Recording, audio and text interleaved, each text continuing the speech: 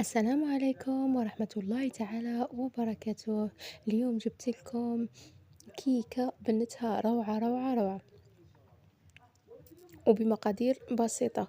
نحتاج فيها زوج حبات بيض، ونحتاج نصف كاس سكر، ونحتاج نصف كاس زيت، ونص كاس حليب، وكأس فرينة، ونحتاج ملعقة صغيرة لافاني، وحدة لاليفيغ.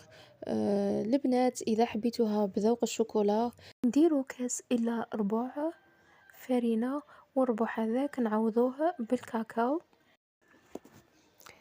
نخلطوا البيض مع السكر، ونزيدوا لهم ملعقة صغيرة لافاني، نخلطوهم بالباتير، نخلطوهم مليح. من بعد نضيفوا لهم نصف كأس زيت بالتدريج، ونخلطه مليح. من بعد نضيفوا كاس الحليب، نزيدوا كاس الفرينة مع خميرة الحلويات، ونخلطه مليح. من بعد نديروه في بلا. البنات لازم نخبطوا البلا باش تجي خفيفة من الداخل، وندخلوها للفرن يكون ساخن من قبل. نخلوها مدة من 7 دقائق إلى 10 دقائق.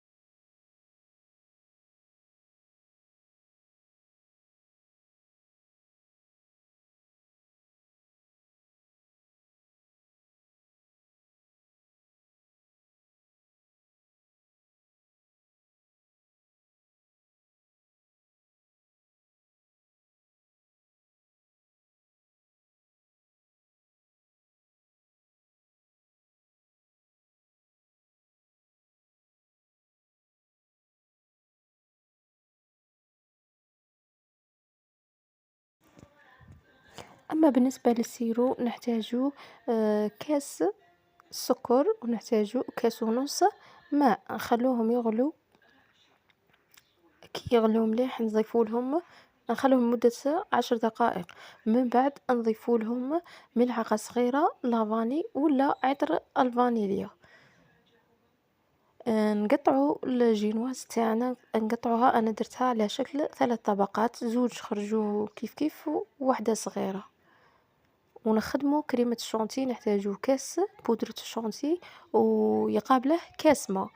بصح شي ملاحظة، ما نضيفوش الماء في على ضربة، نضيفوه بالتدريج، نطلعوها شوية ومن بعد نضيفوا الماء حتى نكملوا الكاس تاعنا. على خاطر كاين بودرة شونتي انواع، كاينه مليحة وكاينه اللي ما تطلعش معانا. البنات خليكم على فيديو، ما طولش عليكم. ما تنسوش الاشتراك في القناة وتفعيل الجرس لكي يصلكم كل جديد.